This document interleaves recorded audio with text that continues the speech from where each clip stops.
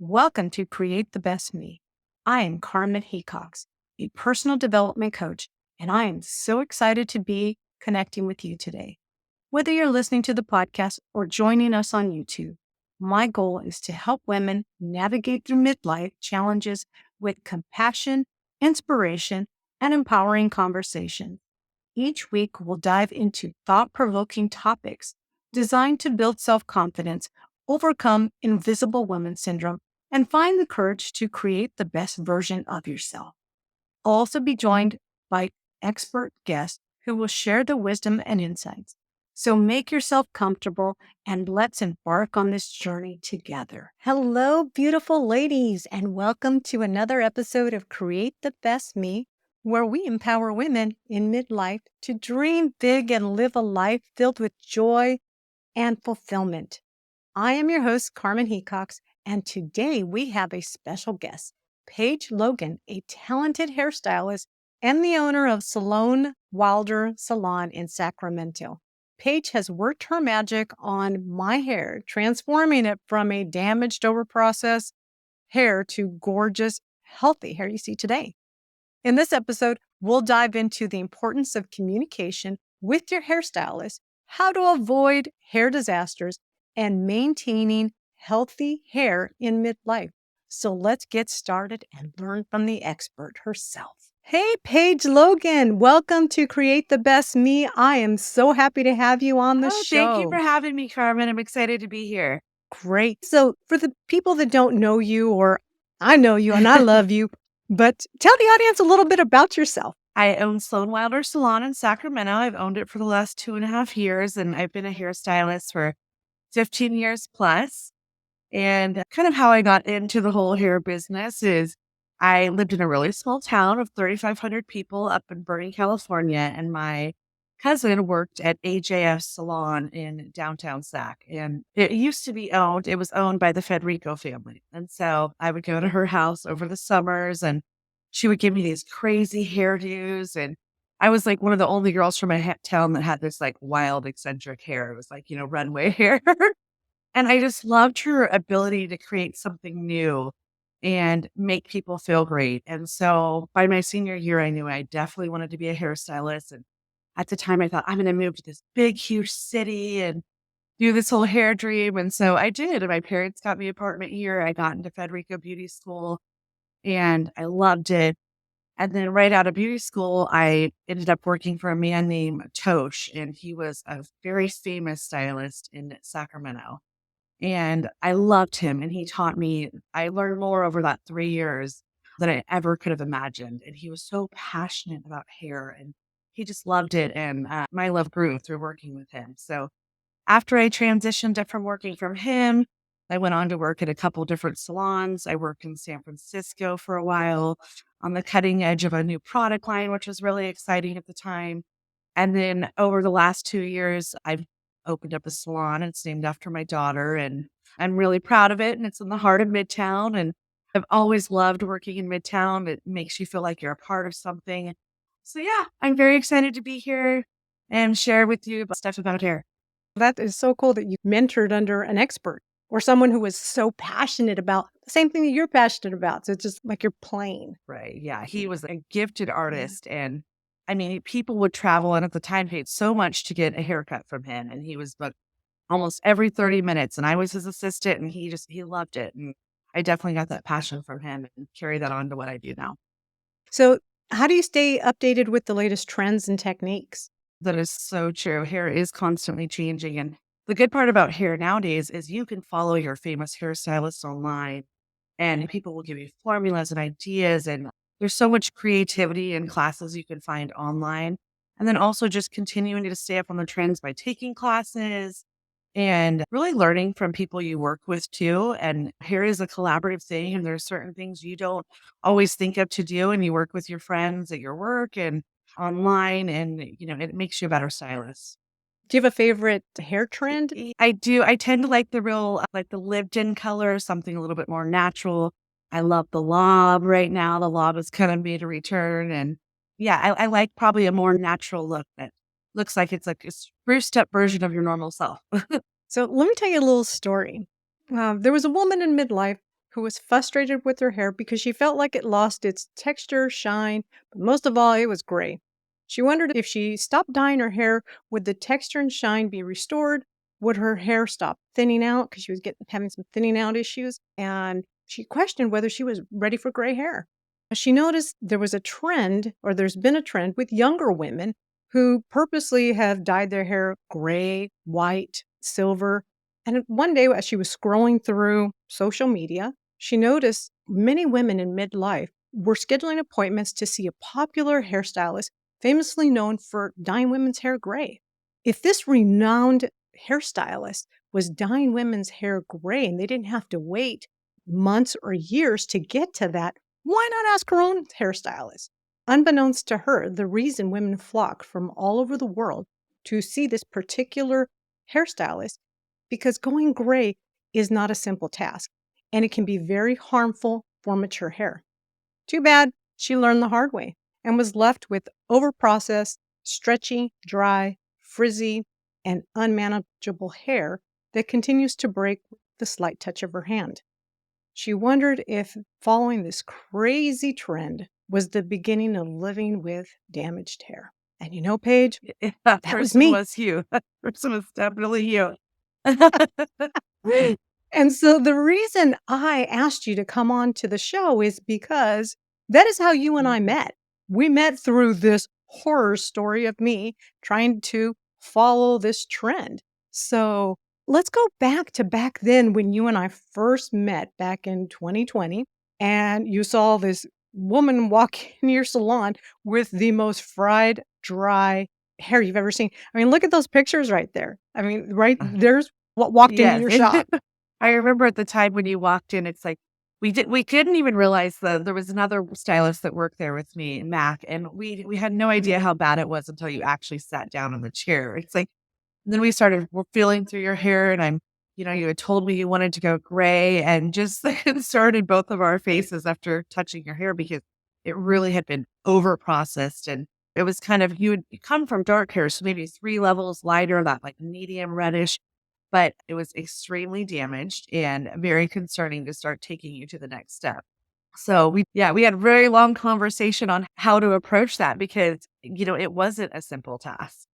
Yeah, and I remember sitting in the chair and looking at you and said, "This is the mess I have. I want to go gray. I want you to dye my hair gray." And so I had told you this is what I Mhm. want. And so you had to try to figure out, okay, how do I do this? So tell me, what were you So, I thinking? mean, definitely concerned and really trying to work through your hair and see what the integrity felt like.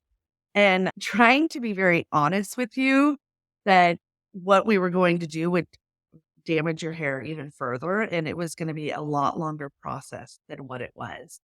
And I remember looking at my coworker and being like, okay, help me come up with like a way to get her there with doing the least amount of damage to her hair because the texture didn't even, it was like crunchy in your hand.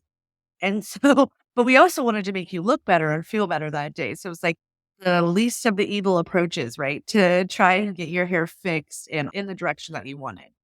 Yeah, I remember, to be honest with you, I was kind of embarrassed to go out because I'm used to having hair that looks like it Beautiful does right hair. now. Yep. And I could not, like I said, just touching it, it broke. Brushing it, washing it, it broke. And I was scared to even put it in a ponytail because when I take the wrap that I'd use for my hair, there was hair Yeah. in there. And that's why I went to you because I'm like, this girl's got to save me. Well, thankfully your hair is back to being beautiful, but I mean, it did take us a very long time. And we used the least invasive product that we could to start transitioning you to that gray and just making your color a little bit more even because you just had tons of bands of different shades in your hair. And so I know we took you like our first step was taking you just a little bit more ashy, a little bit more cool, going in the gray direction. And it wasn't your dream color. And all of us were like, this is the first step to get your hair in the right direction. But, I tried to make it very clear when we did talk, it wasn't going to be a color that you were in love with or was your ultimate. It was just the first part of the journey of it. So, coming from a professional as yourself, so that way a listener or a viewer doesn't have to go through the traumatic event that I went through. What would you suggest someone do or explore before sitting in that chair or walking in that salon and telling their hairdresser, I have dark hair color, make my hair gray. I mean, I think an important thing, and like you said, the chasing the trend thing, I think that chasing the trend can be a dangerous game to play because you're looking at these people. For one, their photos have been edited, there's different lighting.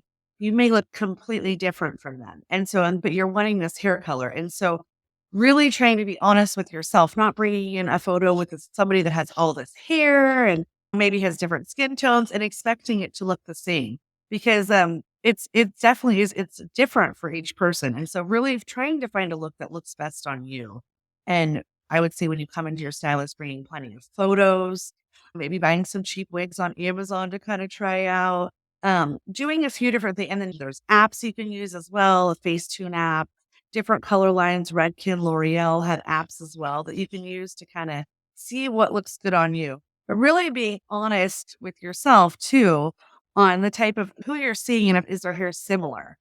Exactly. You tried to satisfy me. And I remember you told me getting there is going to be Yeah. a process because I want it to be a safe process for you. I don't want to continue to harm your hair.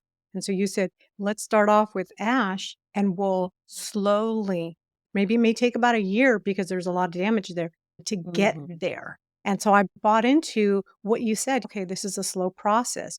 And like you had mentioned, once I was in maybe 3 or 4 months into it, I told you, I said, "I don't like this ash." And you said, "This is getting you to gray. So this is a couple of hues before you get to gray, and we're getting you there." And I realized through this process that you sold to me that this is how we're gonna get there, that this wasn't a color that I was ready to accept for Yes. me. I mean, maybe some women, they'll accept it, but wasn't the me that I'm used to Mhm. seeing in the mirror. And I think that's such an important part is, with the trend chasing and thinking you might like something is like whatever you love on yourself is projected. And so if you don't like your hair color, you're going to feel crummy and not great about yourself. And I have to be honest, I was happy when you said you didn't want to go towards a great direction. I was like, goodness, because I did think that you looked better with some warmth on your face. And I didn't think it was the time that you needed to transition. And you felt so much better. I remember when we put color back into your hair. It was like, oh my gosh, I feel like myself again. Your husband loved it. It projected all over you that you felt like you owned your hair again. And so the difference between now and the ash is night and day. I felt more Yeah. like me, and you helped me. You didn't tell me, "No, I'm not gonna do it." You didn't play like teacher. "This is what you're gonna do, and this is how it's gonna be." You listened to me, and then you allowed me to accept that this was me. This isn't who I am. This isn't who I want to Mhm. be. Yeah. I mean, it's a difficult role as a stylist is trying to appease your client and make them happy and give them what they want, but also running that line with, I know you're not going to like it. And sometimes it is experimenting and trying new things that maybe you think they don't like. And there's times when I'm wrong too. They might end up loving the color that I wasn't sure of. So it's a good reason to communicate and trust each other, but also be very transparent and honest about what it takes to get there.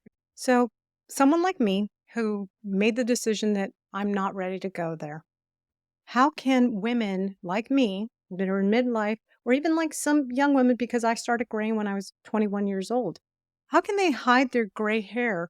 And what are some tips for maintaining their gray Yeah, I hair? mean, I would say depending on the level of gray you have, would also might need to come in every 3 to 4 weeks. It might be maybe a 4 to 6 weeks, maybe 8 weeks. So really depending on the amount you have, because with the gray hair, you get that really strong line of demarcation as it starts to grow out. And then you feel bad about yourself. It's like feel like you gotta hide the gray. So I mean, really just a simple root spray touch up is a great thing to use in between. And it does give like a weird texture, maybe like how dry shampoo would do. So I would say part your hair exactly how you want it parted for that day, and then spray on your hairline and around the edges. And then if you're not in for a refresh as soon as you like, at least you're not walking around for 3 to 4 weeks feeling like, kind of crummy. So, and then I would also say never touch up they have all these new hair care kits to touch up your color on your own. And I would highly suggest never doing that and getting back into the salon sooner. So, and in between, just using that spray. So you're saying like buying stuff at the big box store. Don't buy the stuff at the big box store or even some of the beauty supply places and doing Never. it at home? Because someone like me is not familiar with the products that are being put into my Right, I hair. would say never use a professional product or box dye on your hair because it takes the hairstylist a very long time to repair it. And a lot of times people will do it, they'll touch up the roots that goes really dark, and then they want highlights with it too. And so you're trying to break through that box dye, and it's better just to use that spray. Cover up in the meantime and leave the color to the professionals. So, what if I have a lot of gray hair and I want to maybe transition slowly or maybe work with it versus against I it? think that's one of my favorite ways for people to go gray. I know there's people that are just like, I'm not dyeing my hair anymore. And then they go through 3 years of having this gray and this color hair separated. And that looks odd. And who wants to go with it looking bad for that long, right? Because that's fully letting your hair grow into the gray with the color still on the bottom. So the best way that I would say to transition is maybe going to, if you really were like, I'm ready to be gray, going to a hairstylist strictly focuses on gray because it is a very hard technique. And those stylists, like the stylist that you looked up online, there's somebody that is what they do all the time. It's their main source of income. It's their specialization. So if you are going to go all at once, but I think a very easy transition to do would be doing like low lights, darker pieces in the hair to kind of break it up and or highlights. And so that lets your line, that line of demarcation that I keep talking about, kind of grow out softer versus you having that harsh one that you're just waiting for it to all grow out. So just a few pieces of light, a few pieces of dark in there. It'll help break up that line. And it's not something you need to do very often. You can go into the salon every 3 or 4 months, throw in a couple of foils with the highlights or low lights. It'll spruce you up and it'll make it to where you can get through that awkward time period until you are all gray. So, when you say for some of the people that do not know what demarcation is, you're talking about that color line that kind of it almost looks like you're wearing a bowl over your head. It's like that color line that grows out. It's like as soon as you get with people with a lot of gray hair, your hair grows out and you have maybe 2 inches from your scalp that's just like this white line. And it's so very obvious. And so if you do decide you want to go gray, just maybe putting in a few little dark pieces in there, mid-level pieces, depending on your overall hair color. So that line isn't so strong. So, it makes it more part of a hairstyle. Yeah, more intentional, not like you gave up on, taking care of your hair. What are the common hair concerns that you see with women in midlife, including changes in texture and brittleness? I would say it's very common to lack moisture. It's like when people first start getting gray, it's like, what is happening to my hair? Of course, the gray is just, it's different than what most people are used to. And so I would say a lack in moisture for sure. Sometimes a shine that has the issue and also a hair thinning. Fortunately for women, we do have that thinning that we get sometimes around the front of our hairline on top of our scalp that we had really hoped would never happen, but that's the reality of it. So your hair kind of loses a little bit of that luster and vibrancy that it once had. So, what do you do for some of the women that do have like a texture issue? What do you suggest that they do to kind of sprucing it up, make it look more like they did 10, 20 years younger, or younger 20s? So you're definitely working with your stylist and coming up with a game plan on what your hair needs because everybody's hair is different. And so what works for somebody, you might see a product online has all these great reviews, but it might not work for you. And so it's really like going in, figuring out what is going on with your particular hair. So we sell 11, what's one of my favorite products, a Miracle Mist. It's really, really good for hydrating. But your hair might have issues more of being, if your hair is, if you can stretch it out, it doesn't return after you stretch it out. It might need something like protein or bond. And so that's when, for like the drier hairs, you would need like a bond treatment or protein, and that will help re-strengthen the cuticle of your hair, um, getting it into a better place. Where the moisture mask might just be sitting on top and not fixing the real problem. That's why you really need to go into your stylist and work together to come up with, a game plan. I know when I went in and I had this horrible hair, told you I am using XYZ product and it is really good. It's really expensive. And you kind of just said, okay, that's good. That's very true. And it's like over the course of the last couple years that we've been together, have really like created this special formula that works for you. And it's like you're on all these different products. And that's something I love about you, Carmen, is you're not afraid to try anything. And we're able to like work together as a team. And so I know that on your end, you're doing what you need to do so that when you come into the salon, it's easy for me to do all the stuff like coloring your hair, highlighting it, because you're doing all the stuff at home to take care of it. But what I think is important is you mentioned that working with your hairstylist because the hairstylist is the expert on the hair. And I remember you would touch my hair, and every time I left your salon, I just noticed that my hair felt different. And I don't know if maybe you were doing this behind the scenes as you were working through my hair and touching my hair. You noticed that it was lacking something, even though I was using this really expensive line.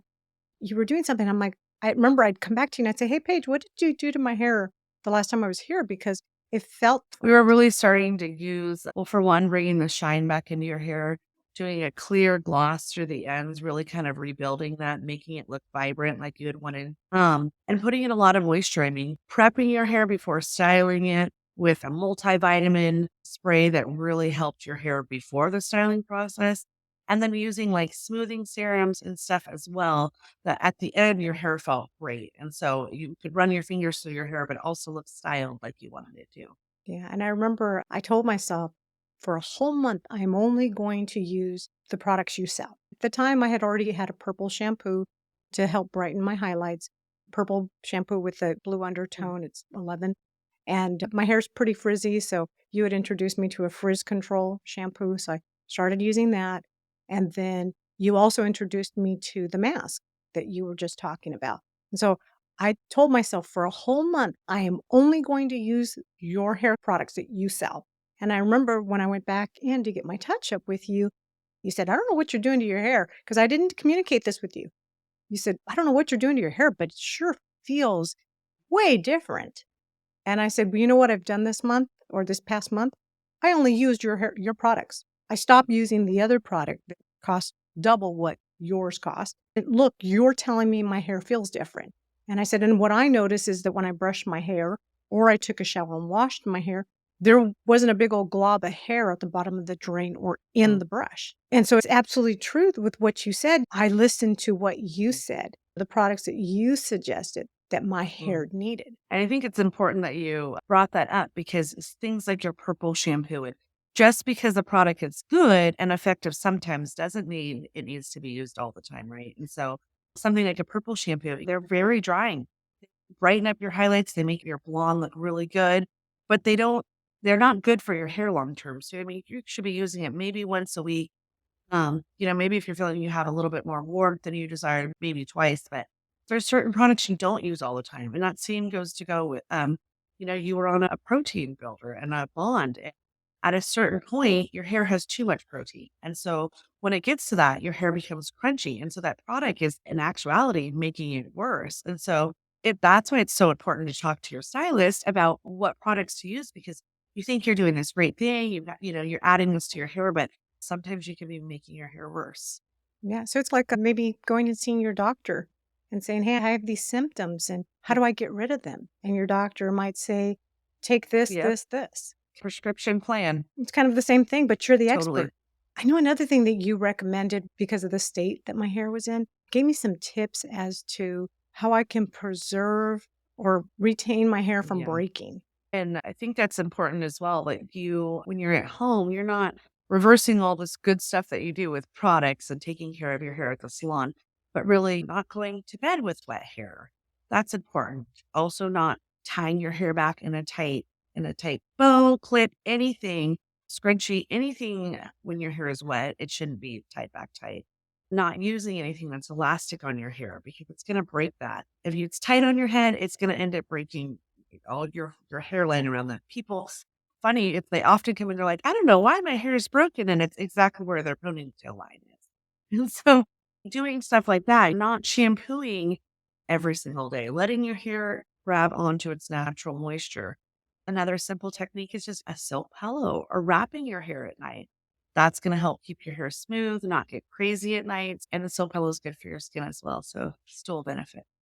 I used to always, because my husband and I walk 3.5 miles every day, and I always used to wear my hair in a ponytail or a bun when we walk. And I remember you said, maybe do a loose braid. try doing a loose braid. If you really need to put your hair up, do a loose braid so that there's not a lot of pulling. Yeah, just being a little bit gentle, I would say, is a good approach with your hair. And then the other thing I know that you had told me too, because I tend to go to sunny places a lot. You recommended that I make sure that my hair is covered, that I spray some type of protectant on my hair so that the sun didn't dry it, but also wear a hat. So it's not just for my face to block the sun from my face, but it was also to keep the sun Mm. from damaging my Yeah, hair as protecting your hair everywhere you go. And the sun is damaging to your hair, and the chlorine is as well. So really using some type of protectant to combat that. And wearing a hat. Good for your skin and your hair. yeah, kind of like the pillowcase. What are some tips for women in midlife who are experimenting with different hair colors, styles? What should they consider before making such a significant change or cutting their hair drastically or color? I would say one of the first things that I noticed is, and I've had clients come in, they're having this terrible week and they just want to change their hair right then. So I would say, first and foremost, never doing anything off of impulse, because I think that's when you end up with styles and stuff that you don't want. You're having this emotional week or this amazing week, and I want to do something new. And those impulse hair, it doesn't always work out the way that you want. And so that definitely not doing stuff out of impulse, and then really researching, seeing cuts and colors you like, and understanding how that would look on your skin with your stylist as well. Really touching, maybe getting color swatches and seeing how they look. And the a fun thing too is ordering stuff on Amazon and cheap little $10 wigs and trying them on, and maybe you're wearing them through the house that day, seeing how you feel. So really doing research before you step into going into something new, I would say. And I know you mentioned this before that making a decision that's realistic to your hair texture and volume. Yeah, I think it's important to talk with your stylist, because if you have a good stylist, you have a good rapport with, she feels like she can be honest with you, him or her. They will be able to tell you that your hair isn't anything like that. It's not realistic. You're never going to have that type of hair, no matter what we do, what we go through. And so, yeah, it's important to understand the reality of how your hair will look in that particular style.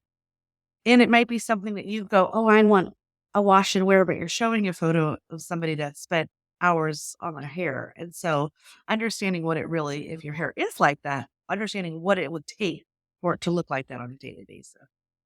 Exactly. The maintenance that it Yeah. requires to in order to look like that. It's very rare that someone will have a style that's wash and wear and like instant. Most photos online and stuff that you're comparing it to, people are spending a little bit of time styling out. So, can you provide tips for women who are nervous about trying a new hairstylist salon? How can they build trust or how can they find that right hairstylist for them? I would say looking online, looking at social media and seeing the work that these people are doing. And then I think a good approach too is just because you set up an appointment with somebody, set up maybe a consultation, go in there, get a real feel for who they are, what they do, how they make you feel when you're there. I think it's important. And sometimes you get there, you just want it done right then, but you might want to shop around and see how you feel about a particular stylist, and maybe not have to rush. So maybe before you're just ready to get it done, not rushing into it, trying out a few different places, seeing how they make you feel, seeing what their work looks like, how their salon is. So that's probably would be my best advice. For someone like you had me come in and you saw that the hairstylist who unfortunately listened to me and gave me what I wanted when she should have said, no, I'm not doing that. How do you build trust with your clients? I've come to you and I've said, hey, Paige, I want to do this now. And I think that you and I now have that type of relationship where you can boldly tell me what you really think, as opposed to before you watch what you said. How do you build trust with clients, especially those that are brand new and are just barely coming to you? Yeah. I think that transparency and honesty is very, very important. When you're honest with them about what their hair will actually turn out with, you're not disappointed in the end when they end up with something different. And so, honesty, but in a soft way. I mean, you're right. When we first met, I wasn't comfortable telling you, okay, Carmen, I did it in a softer approach. Now that we've got to know each other, I can be like, okay, no more highlights this week. Or, like, let's refrain out the highlights. We need to add some dimension back into it. And then you see it and you're like, oh, we did need dimension. So, yeah, I mean, I think the transparency and honesty and really making your client feel heard and understood before you're getting into, not just, okay, what color do you want? Let's put it on. Really talking with them thoroughly about what they want, because it isn't always what they're seeing in a photo or what they think will look good on them isn't always what they end up loving. And so really trying to make them understand what their goal looks like while also being kind and not hurting their feelings if you don't think it's something that would look good. So, to wrap things up, you had mentioned that the most important thing is, well, I think the most important thing that you addressed was communication. Very important. And it's not just on one side, it's both Yeah. sides. Yes. Effectively communicating through a consultation, I think, is like one of the best ways of success. Since we brought up consultation, do you know of maybe any hairdressers that are not open to consultation because maybe they're losing money in that consultation, or is there a fee? I would say some stylists do charge a consultation fee, or once you book, they might waive the fee. But that might not be the stylist for you if they don't offer a consultation and you really are wanting to make a big hair change. I mean, I think it's important to make sure you have that time allotted for that conversation. And another thing that you talked about is you said possibly using an app. If you want to go white or highlights or gray. Yep, check out the Facetune app. L'Oreal, Redken, there's a lot of color lines that also show their color swatches and how they would look on you. And so then you'd be able to get a real idea of what you look like. And also, maybe don't use your most beautiful photo for the app. Use your everyday look so it's more realistic. Do you know if these apps like L'Oreal and Redkins, are these apps available on Android and Yes, Apple? definitely.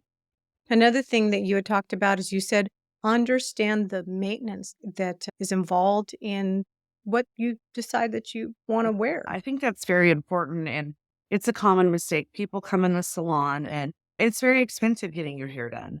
But it's just like something with your car. If you're going to continue to get your oil changed on your car so your car continue to drive, you're going to get insurance on your car. Using good product at home is so important for the life of your hair. I think it's neglected a lot more than it's not because it's an added expense, but I would say work that into your budget and part of your hair cost. And good product lasts a long time. And so it's worth it to be using that good product at home. I do that. In my shower, I have nothing but 11 in there. And I tell my husband, I'm like, you're a man, but you know what? You need to use this because even men's hair breaks, just like my Mhm. hair. And I love that about you, Carmen, because you have a cocktail of products. They say it's like, if you don't only need one product, you don't only need a hydrating shampoo, a hydrating conditioner, you need the frizz, you need the repair sometimes, you need the purple shampoo. And I love that you can kind of cocktail all your stuff together. You're not just only stuck on one product because only using one product for a long time isn't great for your hair either. It's really good to use variety in your hair care. Yeah. And as you can see, and I'll show my end result, my most recent when I saw you, my hair has changed significantly because I maintain that cocktail. I might use a purple shampoo this shower, and then the next shower, I'll use a hydration and then a moisturizing, but I switch it around. The other thing I know that you had mentioned to me was that when I do use my purple shampoo, when I add the conditioner, to add a mask on top of it because the purple shampoo is very drying. Yeah, it is. Yeah, really putting something after that purple because that purple shampoo does hurt your hair. It makes it look vibrant, but it does affect your hair. What kind of tips could you give women as far as communicating with their hairstylist if they're not really good at being clear, expressing themselves? Yeah, I think one of the most important things is having photos to share because what you think is warm, what you think is cool, sometimes they're very different, or you think something's dark, you think something's light. Really looking at photos and looking at swatches because I think colors can be misinterpreted and lighting can be misinterpreted. And so, really being clear on what about a certain, you pull up a photo and you and your stylist working together to kind of understand what it is about that photo that you like. And you thinking about that too. It's like, why do I like this? Why do I think this would look good on me? So it's important to understand what you really want when you're trying to communicate it. The other thing you mentioned, and I think it kind of goes in with this, is finding the right stylist and salon that work for you. Because it's got to be a I relationship. agree. I mean, they say a large reason why somebody comes back to you is they also like you as a person. They like their hair. They like you as a person. So, I would say don't get stuck in a rut. If you're consistently having a stylist that isn't giving you what you want or not listening and trying to understand what you want, then reach out, find somebody new, and I'm sure you'll be much happier. It might take a while to find the right fit, but long term, you'll be happier rather than waiting in a relationship you're no longer fulfilled by. So, if anyone listening in the greater Sacramento area wants to schedule an appointment with you or a consultation, what is the best way that people can find you, your Yeah, salon? we're at 1430 20th Street, right in the heart of Midtown. You can reach out to me on Instagram at Sloan Wilder Salon, same on Facebook. You can DM us, and then number is 916-878-8910. You can reach out to make appointments, and I can also get you into any of the other stylists at our salon. We have a great team. And I know people are going to see your hair, Carmen, and they're going to say they want their hair to be exactly like yours, but it's true. Carmen's hair is one of a kind. It's beautiful. It's thick, and it's been a journey. So, Well, thanks to my fairy godmother who makes my hair look like it does. So, and I will make sure to include all of your information, your handles, your phone number in the show notes so that people can, if they listen to this and said, "Oh, I got to keep pressing and replay because she's talking too fast." Don't worry, it will all be included in the show notes. And you'll just need to go to my website, which is createthebestme.com/EP008, and you can download this episode. So, to wrap things up, thank you so much for coming on the show. Thank you for sharing your expertise and insight. And I look forward to having you on all another right. show. Thanks so much, Carmen. Wow, ladies, what an insightful and inspiring episode we've had today with the amazing Paige Logan. We learned so much about the importance of communication with our hairstylist, avoiding hair disasters by taking time to understand our hair goals and maintaining healthy hair through the right hair care routine. I hope you're feeling inspired to take better care of your locks and have a more fulfilling relationship with your hairstylist. A huge thank you to Paige for joining us today and sharing her expertise. Remember, if you're in the greater Sacramento area and you're looking for an incredible hairstylist, make sure you check out Paige and Sloan Wilder Salon. Contact information in the show notes. If there's a topic that you'd like for me to cover in future episodes, please complete my video request form on the bottom of this page or wherever you're listening to this or watching it. And as always, thank you for tuning in to Create the Best Me. If you found this episode valuable, please make sure to subscribe and receive notifications for upcoming episodes. Until next time, keep dreaming big, take care of yourself, and remember, you are beautiful, strong, and capable of creating the best version of yourself. Bye for now.